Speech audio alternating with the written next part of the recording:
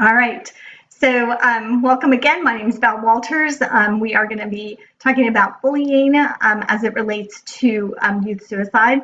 The Ryan Bartel Foundation is a youth suicide prevention nonprofit in Loudoun County, and we work primarily with teens 13 to 19, even though we're sort of pushing the boundaries of seeing a lot more younger and requested to see more of our older teens as well, our young adults. Tonight's topic is, important. There is a definitive tie between adverse child trauma and suicide, and bullying falls into that trauma, whether it's cyberbullying or, actual or traditional bullying that we think of. So without further ado, I'm going to go ahead and have Lisa go ahead and introduce herself. Hi, everyone. My name is Lisa Honnold. I run the Center for Online Safety. We help families use technology intentionally, and we're proponents of what's called the slow tech movement, which is where kids have training wheels online before they get the Ferrari, let's say. So we work with schools and parent groups to lead discussions on cyber safety and preventing the bad stuff like cyberbullying from happening, and integrating intentional technology use into our lives. I'm also a mom to 3 teens who happen to love technology. So there's that. Yeah, that's important. Jeff, would you like to go ahead and introduce yourself? Sure. Thanks, Val. Happy to be here to welcome everyone. My name is Jeffrey Goldman. I am the chair of the Loudoun County Advisory Commission on Youth, or ACOY. We're a group of volunteers appointed by the Board of Supervisors to assess youth needs, advise the Board of Supervisors, and hopefully improve the conditions for youth development. A little bit about me. I've lived in Loudoun since 2003, have 4 children of my own.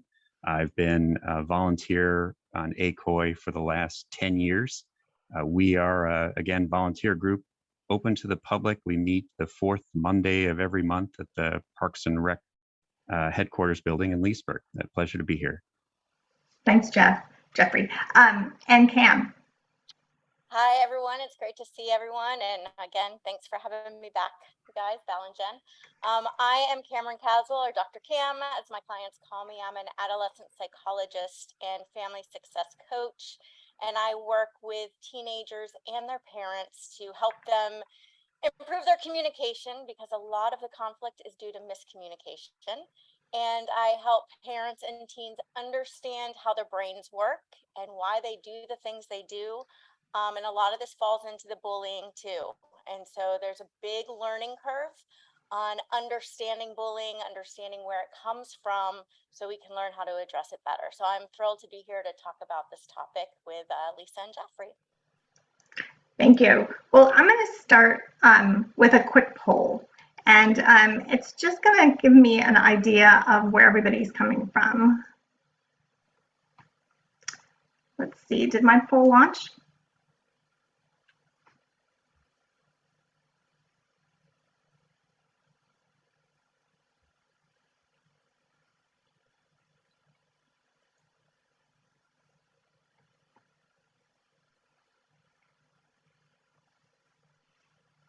So Jen, I can't see that. So if you can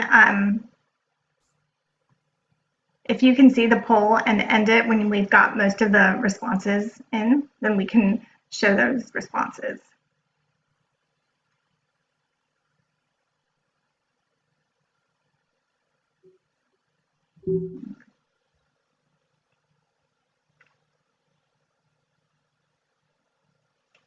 So I still can't see those results. Oh, you don't see them? So I'll just summarize here our October parent panel. So question number 1, are you aware of bullying happening at your kid's school?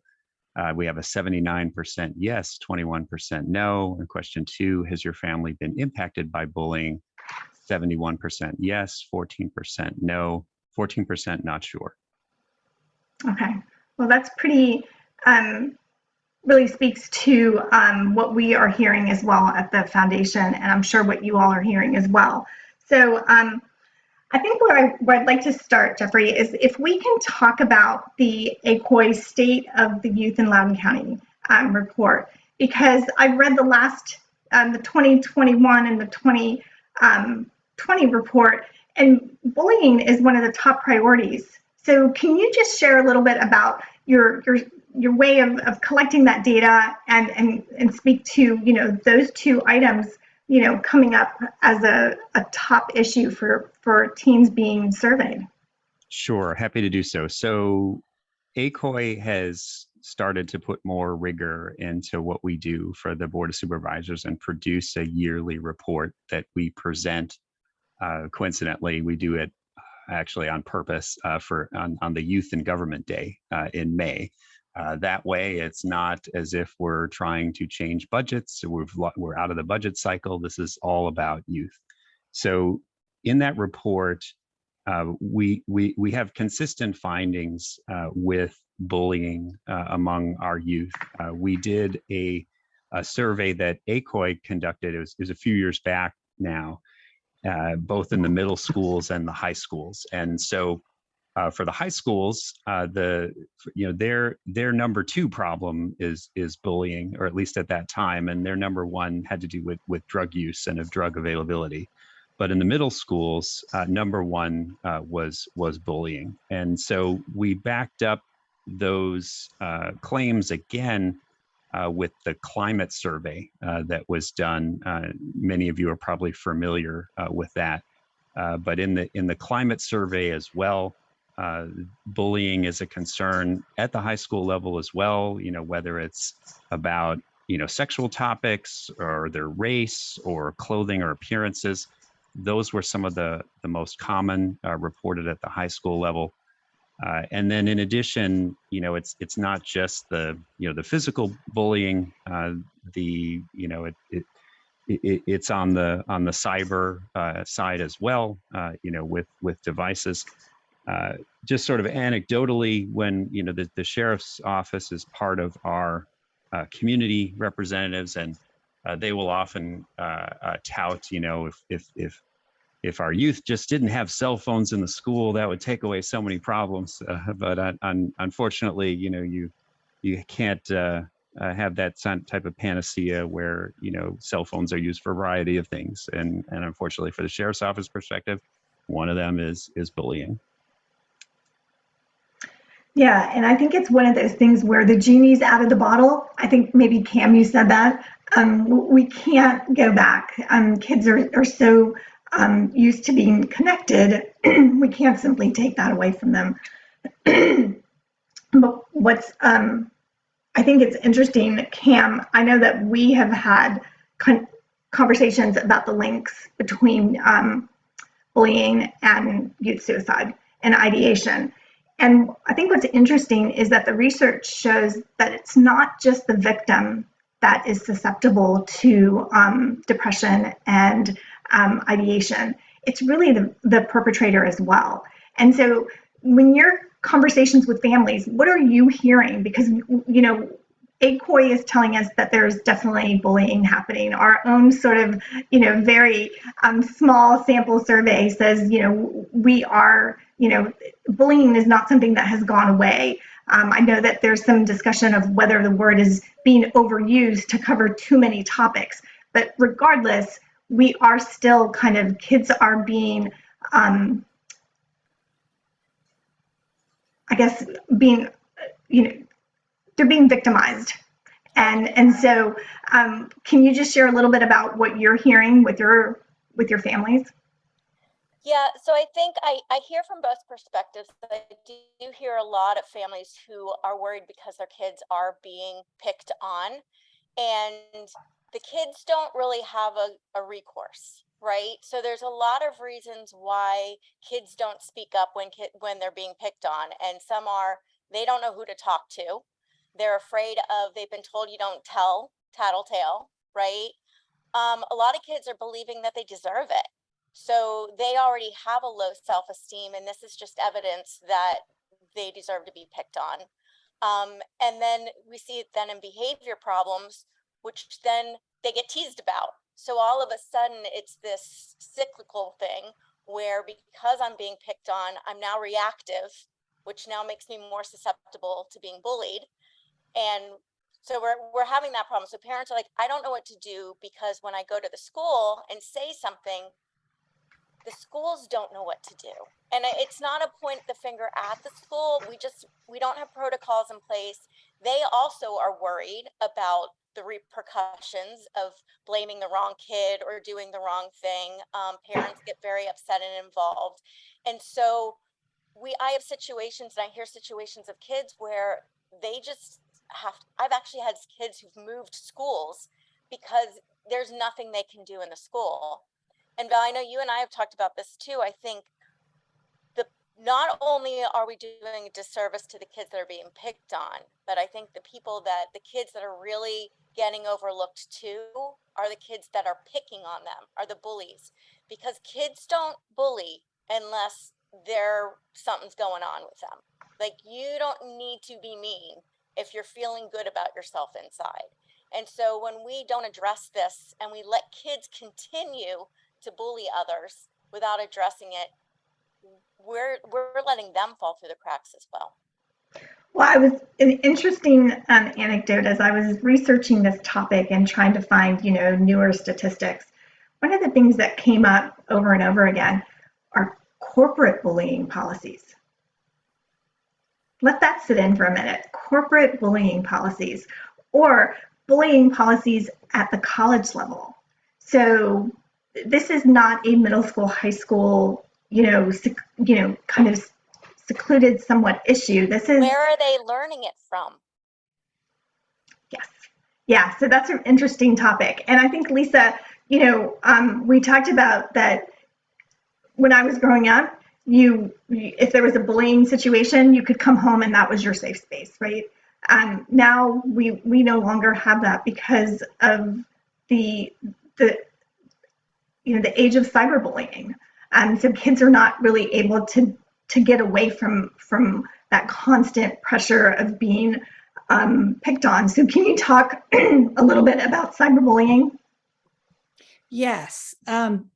One thing that I want to even expand further from the bully and the bullied perspective is also from cyberbullying. There are so many students, so many kids that are watching this as bystanders, as people who are very invested in the drama, whatever is happening, they're watching, and they're included in this phenomenon, in this culture. I'm glad that you mentioned that, adults are not immune to this either. Something that we've all seen is how outrageous social media can make us, and how the algorithms on the platforms elevate the enraging, engaging comments to be the ones that everybody sees. And something that comes up in the adult world more than the kids' world is a type of bullying called doxing, which you've probably seen, where a person is mad at someone else and they decide to publish something private, whether it's a person's home address or something that is near and dear to their hearts. It could be a phone number, an address, that type of thing, and it has real severe consequences. So it is a cultural phenomenon. It's not just our kids doing this. Yes, they're learning from bad examples online for sure. And there's a culture where it's a lot easier, in addition to kids being exposed 24/7, because these computers, these cell phones are in their back pockets all the time. It's easier to be mean, to bully, when you don't have to look at the person face to face. We know that that's true. And it's hard to help kids develop empathy when you're not looking face to face at the other person. And I think I read, again, another statistic that cyberbullying has almost a higher prevalence of depressive, anxiety type feelings than traditional bullying. So we've got that we're dealing with too. So as we talk about the prevalence of bullying and the prevalence of cyberbullying. Jeffrey mentioned, well, let's if we didn't have devices, so let's just take away the devices. Well, the genie's out of the bottle. We can't really go back to that. So Cam, do you want to just chat a little bit about, okay, so what are the things that parents can do? And Lisa, please share as well. What are the things, from a technology perspective that parents can do to sort of, carefully monitor and without overstepping our boundaries, because we are kind of trying to raise adults who aren't going to have us constantly monitoring their phone use or iPad use. Yeah, this is a really tricky topic because there's so many different elements. I do want to say, unfortunately, we were bullied when we were younger and we didn't have cell phones. So bullying has always existed. Cell phones and the mobiles, yes, it makes it so much more prevalent. And like Lisa said, because there's not direct one-on-one, a lot more kids are susceptible to it because we dehumanize people when we don't see them. And it's a lot easier to be mean to somebody if you're not thinking of them as a person. So I think when it comes to the cell phones, and I really want to hear what Lisa has to say about her program of like putting the training wheels on. I love it.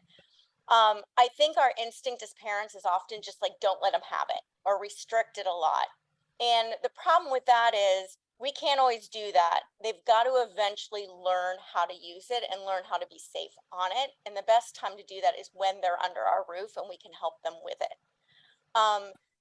One of the hard things is we immediately look at social media and phones as parents as like this evil thing. Like, oh my gosh, this is going to harm my kids. We don't want anything. And there's studies that show when we have a more positive relationship with technology, our kids learn to have a more positive relationship with technology. So it's there. And there's a lot of good that comes from it too, believe it or not. A lot of kids that are bullied are actually finding support on there. They're finding kids like them on there and they're feeling not alone. So we want to focus on what they're doing on the phone, on the technology, not how much time.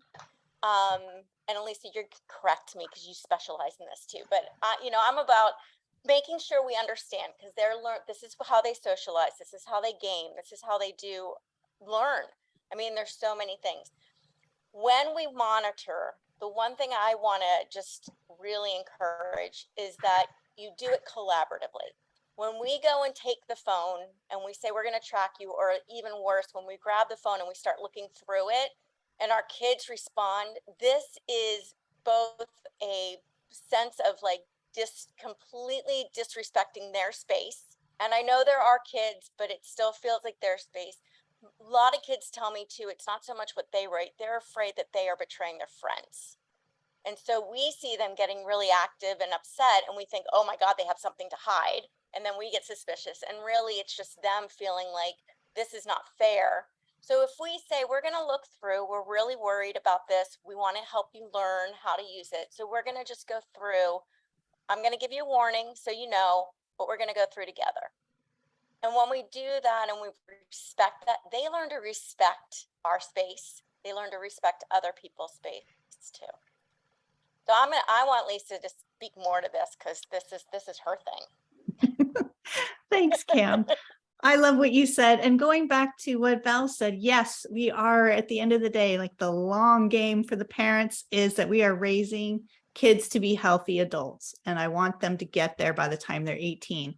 And there does need to be this ramp up process from the time we give a phone. And for most families, I recommend dumb phones to start because like I said before, the training wheels, there's a lot of steps to this. And many kids need their parents to be able to contact them and that type of thing before they're really ready for social media and texting and all of the other things. So to ramp up slowly, start with a dumb phone or an old flip phone. There are several companies at this point that are in the game of making safer phones. Gab Wireless is one, Pinwheel Phones is another, and Bark is coming out with a phone in the next couple of months. It's supposed to be fantastic for starter phones.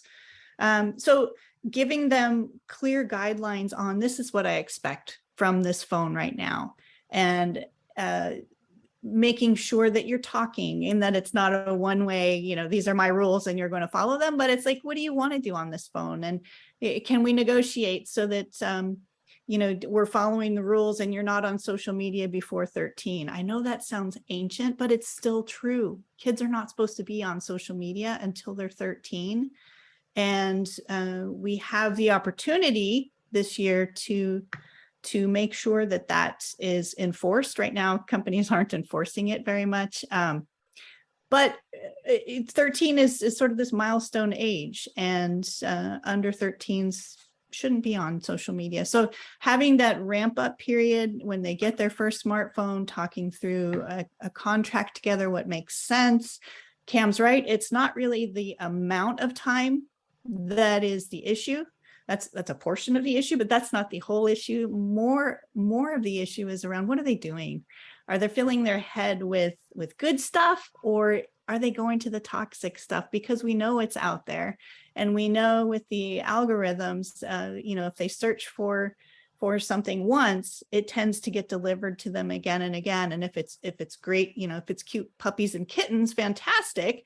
They're getting a lot of puppies and kittens.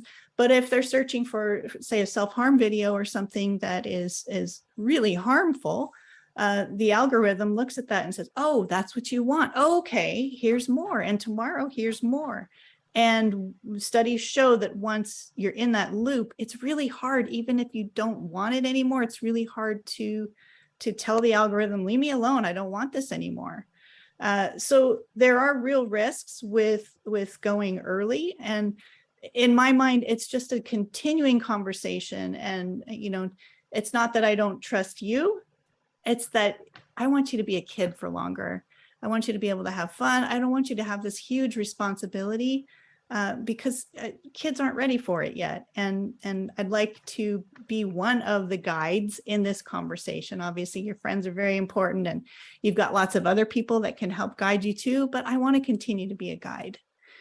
So as far as monitoring, absolutely, I believe that you can set expectations for, yes, we are going to look through your phone, and I'm not going to look at everything, but it's not your private phone. This is like training wheels again. This is something where I need to get comfortable that you're doing this right.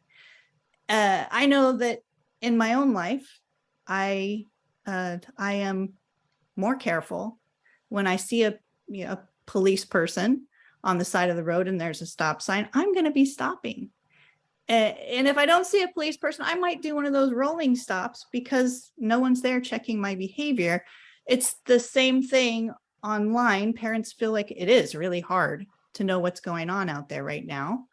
And kids know that. They know that it's hard to supervise. No one's out there supervising. And so it feels like the Wild West. Even when they want some rules out there, it's hard to do. Yeah, no, I think it absolutely is the Wild West. Yeah. It can be, quite dangerous for some kids. I just want to make a quick comment to some of the questions that are coming up on the chat. We will absolutely share resources, including the names and the phones and some of the other monitoring apps that we're going to be talking about. So you'll get an email from us tomorrow with all those, with all that detail. So just FYI. And then there was a question about discussing the levels of support that Loudoun County Schools offers for bullying. We don't have anybody from LCPS on this call. I know that they tend to be kind of our first line of where parents go when they are having an issue. And Cam, maybe you can talk a little bit about that. But, I think it's just like anything else. You are your child's best advocate. If you don't get the answer that you are expecting the first time, that you need to continue to ask and continue to have that dialogue with your school counselor, with your school principal, whoever it is, until you feel as if your child is in a safe environment that they can learn. So that would be kind of my advice on the support that LCPS offers to students. Cam, I don't know if you've got any other thoughts on that. I do. I don't exactly know what LCPS has to offer. In fact, I have a teenager too, and I have my own stories of having, butting heads and having issues with that. So what I do want to just recommend is if you are having and your child's reporting problems, I think the first thing I just want to encourage you is believe them. We don't know what their full story is. No, we don't know what else happened, but you want to believe your child because for better or for worse, your child's experience is true to them. The next thing is when you advocate and help them advocate, remain cool because remember the teachers are also overwhelmed and burdened. The administration is like everyone is done. Like we just have so much coming at us and they have so much. And so when it becomes our issue, it's very personal and the most important issue of all, right? Of course it is. When we go to school, that's one of 100 issues they're dealing with in that 5 minutes of time. And so when we're calm and we have clarity on what is our intention in this conversation, what do we need to accomplish? What does our child need? If we're getting clear on that, and we're a lot more specific on, you know, my child is being picked on in this class. We believe it's by this child. We're not going to blame, but we need to make sure he's safe. What are our options, right? So if we're not pointing fingers, you're not doing enough, and we have some clarity, they're going to be a lot more open to working with us when we go in and say, and I've learned this firsthand, by the way, and we go in and we're like, you got to do something. They're just going to get defensive and they're not going to help us. And now we've become bullying. Now they see us as bullying them and we're just stuck. So I think this is about working with your child to advocate with them, knowing that you are their ally, and then showing them how do you address a need with somebody in a calm way where we can actually get something accomplished. So if I can jump in too, I'll add that, you know, I can't speak for LCPS, but, you know, we talked about, you know, the school counselor or social workers, probation officers, and clinicians as part of the LCPS system. In addition, you have the services from like the Department of Mental Health, Substance Abuse, and Development Services. That's a big acronym, MHSADS. They have prevention and intervention services to include working with, you know, high-risk populations for, you know, things for prevention of suicide, substance abuse, but also bullying. And so those services are both school and community-based, and the MHSADS has strong collaborative partnerships with LCPS, public and private agencies alike. Thank you. They're a fantastic resource, and I'm so happy that you did share that. So let's take a step back and let's talk about if you suspect that your child is being bullied. They're not always opened. You know, they're not, you know, coming home and sharing these stories with you. But we've talked about being listening, believing them, listening without judgment. What are those telltale signs that parents can sort of start keying in that perhaps their child is struggling, and both, you know, with traditional bullying and with cyberbullying? I can start. So I think when your kid starts, and this is really hard because there's a lot of reasons kids are now resisting going to school. One of them is that they're getting picked on, right? So that could be one. I think part of it too is when kids start talking negatively about themselves again, you might hear some things that they're hearing from themselves. I hear a lot of kids say, I don't have friends, nobody likes me. They're not necessarily saying I'm being bullied, but they're just saying nobody likes me, or people are making fun of me, or things like that. And so when that happens, I think one of the first things we want to do is go fix it and be like, oh, it's okay, and protect them. When we do that, they see it as an overreaction. There's a lot of embarrassment and shame with our kids, and they don't want to disappoint us. So no kid wants to be like, oh, mom and dad, I'm the kid that everyone picks on, right? So we want to make sure we understand this is going to happen. It's probably going to happen at some point to all of our kids at some point, right? So this is the time that's happening. We're going to stay calm with them. We're going to let them know it's okay. We're not going to overreact. We're going to get through this, because if we start panicking, suddenly they go, oh my God, this is something I need to panic about. And they get even more anxious about it. When we're calm and we're like, okay, yep, this is going to happen. Let's figure this out. What do you need? How can I help? And we're going to stay calm with this because we're going to make it through this. And we know, and I know you can make it through it. When we do that, they're going to read our tone and be like, okay, this is something I can manage. This is not something about me being a terrible person. This is something that happens, and we're going to figure this out. Thanks, Cam. Lisa, Cam, I love how I love how you said that, because that's exactly the advice that I give parents is we've got to be the ones that look like we can handle it, even if we're freaking out inside. With our kids, when we notice a behavior change or they tell us, nobody likes me or something like that, kind of breaks our heart, right? But we have to be the ones that can handle it, because we want them to keep coming to us and believing that we can help, believing that we can handle it.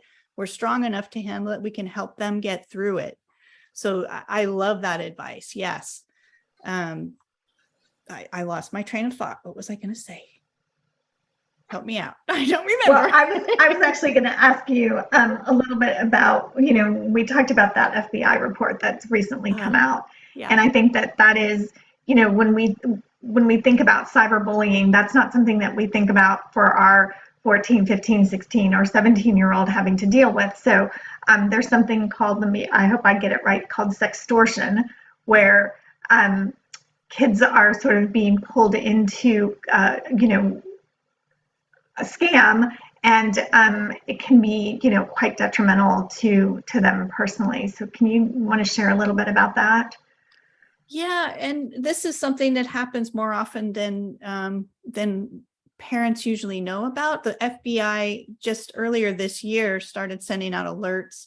They sent out a nationwide alert and then alerts for different areas of the country, because they're seeing an uptick in our boys, specifically 14, 15, 16-year-olds being targeted by the bad guys in this sextortion, which is where it usually happens on social media. And the profile that contacts your child, it looks like a cute girl, usually looks like somebody they might want to talk with. It's a stranger, and they start talking on social media. They start flirting, and eventually the bad guys persuade your child to turn on their camera, turn on their video camera. They get footage that they want, and then the tone changes, and it turns to either you need to make more videos with this type of content, or you need to pay me this amount of money, or I'm going to show your entire Instagram following, your entire TikTok following this video. You're going to be so humiliated and embarrassed. So you really need to pay me. What happens is one of two things. Either the child has a relationship that they can reach out to with a trusted adult and they figure it out together, or the teen is just left there not knowing what to do, and they can raid their own bank account. They may take money from a parent account in the middle of the night. They're freaking out. They don't know what to do. And this is the worst thing that's ever happened to them. So it's super scary. And it's something that is worth, if you have a teen at home, it's worth just mentioning, hey, I heard about this thing. It's called sextortion. I don't know if you've ever heard of it, but it's where somebody extorts money from you and tries to get you to turn on your camera. So these people, the teens, as soon as they do it, they know it was a stupid thing to do. And they were just caught in that moment of, oh my gosh, a stranger thinks I'm cute. And, it's a fun, flirtatious moment. And it is a crime. That's what victims need to know, is it's a crime, and they were taken advantage of. And, there's no shame in getting an adult involved that can help them through this. And one of the first things you can do is call the FBI. They want to know about this. Because they're trying to stop it as soon as they can. There's been some horrible situations as a result of this, just because kids didn't know what to do. Yeah. And we go back to being that trusted adult that can listen without judgment, because at that time is when they need us most. So thank you. So let's kind of focus on what now, right? We know that this is happening. We know that we have to be active in our in the lives of our kids. So it's kind of a what now. But before we go there, I just want to just take a break and see if anybody has any questions or any topics that we want to make sure that we cover before we are a little more than halfway done with our call. So does anybody have any questions? You can either turn on your microphones or you can put your questions in the chat. I have a question. I don't know if you guys can hear me. Yeah. Hey, my name is Sanket Pandit. I actually have a kid who's about to go to middle school. The question I have is, he's been facing verbal harassment, right? Or not even non-verbal, right? It's not physical per se, with the kids from his community, right? They go to the same school, and next year they're going to be in the same school bus to middle school. The question I have is, I know some of the parents, would the experts here suggest sitting down with the parents? I don't want this to escalate to a physical, and I definitely don't want him to be further isolated. Just wanted to hear 2 cents on any suggestions. And how old is your son? He is 10 now. He's 10, so he's in elementary school. Yeah. He goes to middle school next year. Okay. Kim, you want to help I'll out? jump in a little bit. So the first thing, and thank you for that question, because I hear stories like this quite a bit, actually. And I know it's really hard as a parent because you want to go in and just fix it now. One thing, if your son is it sounds like your son is talking to you about it and he's shared his experiences with you, which requires a lot of trust on his part. So making sure, first of all, and thanking him for sharing that with you, like that, I understand that's really hard. Now you're his partner in this. So whatever you decide to do, you want to do with him. Because I've had parents go, okay, I'm going to go talk to the parents, and the kids are like, please don't. And I'm like, that child is never, ever going to come to their parent again, because they don't trust them now because they're going to do something. So we want to sit with him and we want to say, what do you need? Right? We want him to know it's okay. It is not his fault that he's being picked on, right? You're on his side. What can you do? And problem solve with him. If he wants you, and some kids are like, I want you to talk to his parents. And I don't know if this is something he's asked you. Has he asked you to talk to the parents? Okay, then definitely make sure, because that can go bad fast. So a lot of times kids are like, tell the parents to tell them to stop. And you're like, let's think about what this might look like, right? If I talk to the parents, what is the expectation? Because a lot of times either the parents aren't going to do anything, or they're going to get the kid in trouble, and then the kid's going to take it out. I mean, it often backfires more than anything else, I will say. So at this point, it's about how do you help your son deal with the situation for now? And is there any way, does he feel safe? I think that's the biggest thing, is making sure, is he safe? And does he feel safe? And what does he need to feel safe? Okay, thank you. I mean, we've been talking to the counselor, obviously, at school, and it's not one kid, it's a group of kids all in the neighborhood. So it's a little challenging, right? And he doesn't always disclose, but he talks to his mother more than he talks to me. But we're just trying to. Do you know the parents? Or do you have a relationship with the parents? Are they people in the neighborhood? I know closely about 2 or 3 sets of parents. Okay, because it may be worth it if you can have a conversation where it's like I had said with the school, it's a calmer conversation. Not your kid's bullying my kid, make them stop, right? I've noticed my son's been coming home and he's feeling like this. I don't know what's going on. We don't want to make assumptions. I don't know what's going on. Do you have any thoughts on what's going on? And maybe you can start problem solving with the parents now, we don't know what's going on with the kids or why they're doing this. So we do want to try to get to the bottom of it, but it's important to start at the baseline of we don't know what's going on. So let's problem solve together. So it may be worth it, especially if they're in your neighborhood and there's no way to avoid them. I will say that I've done that with even friends, and it can get a little hairy because people are like, you're bailing my kid for doing it, right? And you can get a little personal. So think about it deeply. Yeah, no, and absolutely, figure right? I out mean, it's two things, right? One, obviously, right, we're worried about, you know, it can get personal and it can break any relationships we may have. But then more importantly, right, I don't want it to backfire on my kid. No, Right, because that's worse, right? That's even It worse, is. because I can It handle is. some of that, but and you don't, thank you. most important thing is that your child trusts you. And that is by far the most important thing. And he knows that you have his back. That's key. Well, Cam, I think that this is a great opportunity to talk about, so you're that parent and somebody is knocking on your door and saying, hey, I've noticed behavior that, might be that your child is, being the aggressor. How does a parent process that? And because, somebody's kid's doing it, right? Whether it's my kid or somebody else's, somebody's kid is the aggressor. And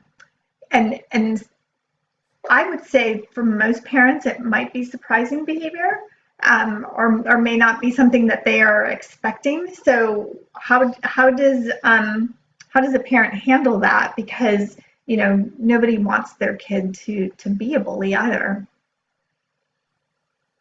So this is something I actually have experienced as well, where people have come and blamed my daughter for behavior that is very uncharacteristic of my daughter. And so in those situations, as my daughter's mom, I am her ally. I believe her. That doesn't mean I'm not going to disregard what's going on.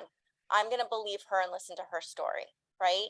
So I'm not going to jump on her and be like, what are you doing? Right? It's like, let me understand what's going on. Then we can talk about, could it be misinterpreted?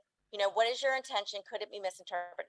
Now, in this situation, it was misinterpreted. There was communication. They cleared things up. Things were fine, right? There's certain things where maybe it's not being misinterpreted and they're really having an issue. Then again, it's not about what are you doing? Don't you dare, don't do this. It's more about, let me understand why. We need to understand why, because kids that are picking on other kids, I'm not saying it's okay.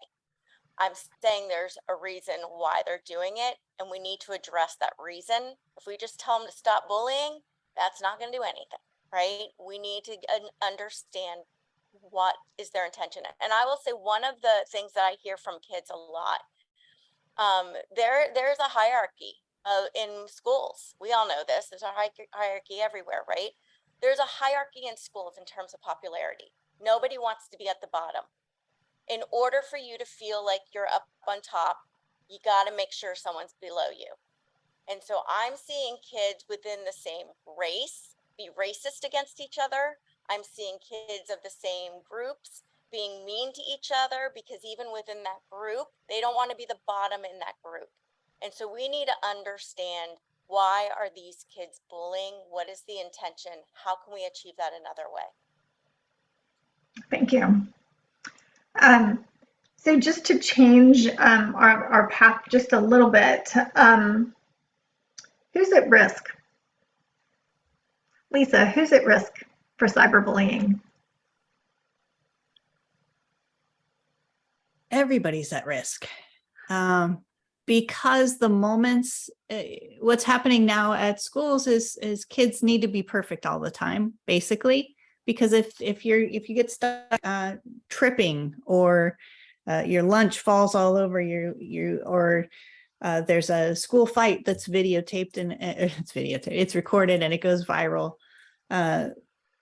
those things get out into the public sphere, and it can create an ongoing cyberbullying situation. Of course, who is most at risk? Those kids who are somewhat somehow different. that can be othered, right? Those are the kids that have the most risk, just like face to face. It is a more of an equal opportunity online, though, because once someone starts it, more people tend to dogpile whatever is happening and say mean things. So that's my perspective. So Jeff, based on the ACOI surveys, who's at risk? Yeah, so that's a tricky one to answer. The main issue, or at least the findings, the data-driven findings, is if you were gonna try to group, you would say the middle school age is probably the highest risk group compared to high school or even elementary, at least from our finds. That said,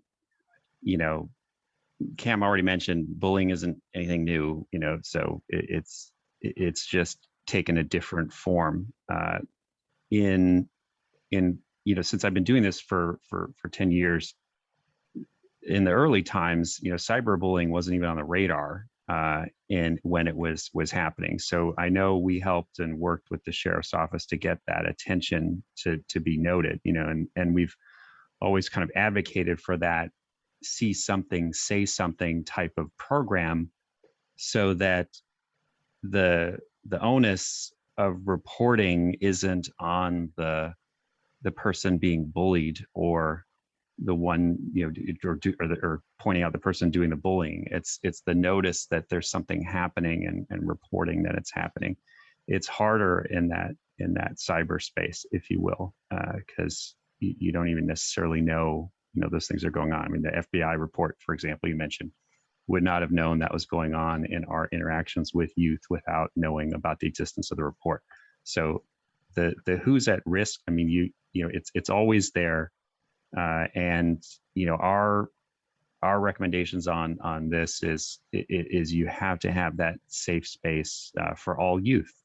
And so you had a person chime in about the trust level with, I mean, that is very much true. And so obviously, as much as it's a difficulty in the bullying issue that the participant's son is facing, they have a safe space with both their parents, and that's a positive. Thank you. I want to address too, because Wendy asked a question that I think is really important.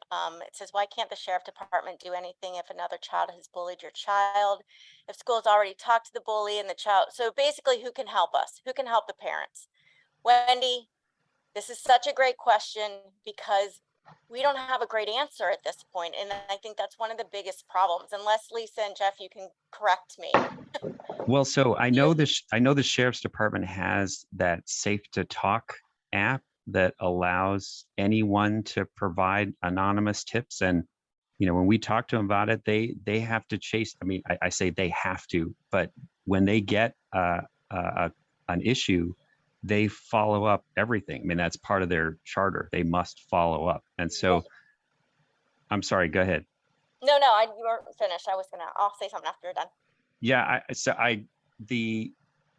I know there are different rules that both the sheriff's office has to follow with respect to the schools, and like having an SRO or having another rep in the schools, and it's a little bit different. So there are some tricky rules there that they have to work through, but at least you have an avenue to reach them directly.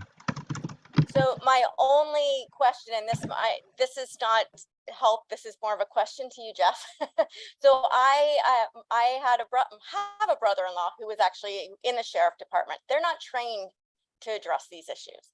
And so when they address these issues, it's not addressed in an effective way. In fact, it's addressed in a way that creates more trauma, which if kids are bullying, they're typically already have trauma. So part of this concern is, and this is why I say I don't feel like there is a great solution yet, because wherever we turn, the results, and even if they do, the sheriffs get bombarded by so many kids being picked on by other kids. They can't handle that either. The schools can't handle it. So I think part of the issue is that we're still trying to figure this out. As parents, I think the only thing that we truly can do is we've got to help our kids learn how to deal and manage and be safe in the line of a bully, because there are everywhere you turn. So if we report every single person that's a bully out there, we're stuck. Yeah, SR is more for sexual assault. So I think this is about how do we prevent our kids, keep our kids safe? How do we teach them how to be safe? How do we teach them how to make good choices, which is really hard because they're going to make bad ones first. And how do we make sure they're safe with us so that we can help them learn how to protect themselves in it? Then if we're parents of kids that bully, we have to address that too. And I think this is just, I don't mean to be like boo on that, but I'm not feeling that is a solution that's going to work for a lot of people, unfortunately. Yeah, and my takeaway is what I'm hearing. Wendy, thank you for the chat and the you're raising the issue. What I'm hearing is school is not a safe place for some, and that's a whole different issue.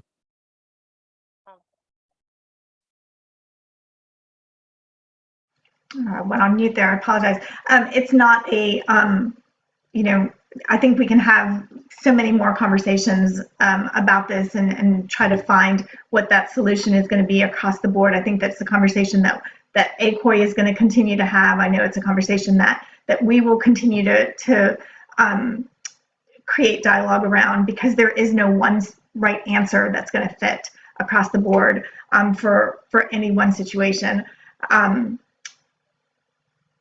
I think that, we've heard the horror stories of families having to move from one house to another school district because of the bullying situation. We've probably more than one time we've heard that story. And, we just need to continue to have an open dialogue about that. We need to continue to try to create safe spaces for our teens. We need to do our very best to try to create resiliency so that they can handle these really sad, adverse childhood traumas that come from bullying, so that, inevitably they can be strong and in this and have a safe place to sort of land. But there's no one right answer to answer your question, Wendy. I wish that there was one answer to sort of support that and across the board say that this is the policy, and we just know that there's not one there yet. Hopefully, it's something that we can, again, continue to talk about and try to. I said, I'm working on that with a business partner. We're coming up with a plan to take into schools. So fingers crossed. I love it. So we are getting close to our time. So I knew that the hour goes by very, very quickly. But before we wrap up, I am going to put a quick survey link in the chat as soon as I find it, just to let you all know we're a nonprofit. And the work that we do, we try to continue to do it free of charge, and try to stay on topics like this that we know are so important. But really, we can't do that without your support. So if you wouldn't mind just taking a very quick survey, I'll just put the link right there in the chat, and let us know what other topics we need to cover. And yes, Wendy, it is being recovered, so you can certainly go back. It'll be on our website tomorrow.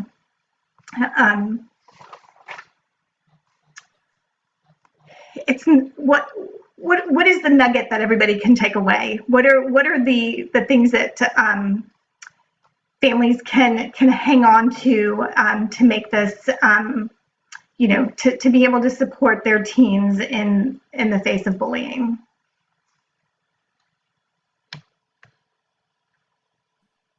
I'll go. I think the biggest one is to take a deep breath. Say, this is the time that my kid's getting picked on. This is the time where my kid's going through a difficult stage. I'm going to be here to support them through it. We're going to figure this out together. And I'm going to be his ally, and I'm going to support him or her through this. We're going to figure it out.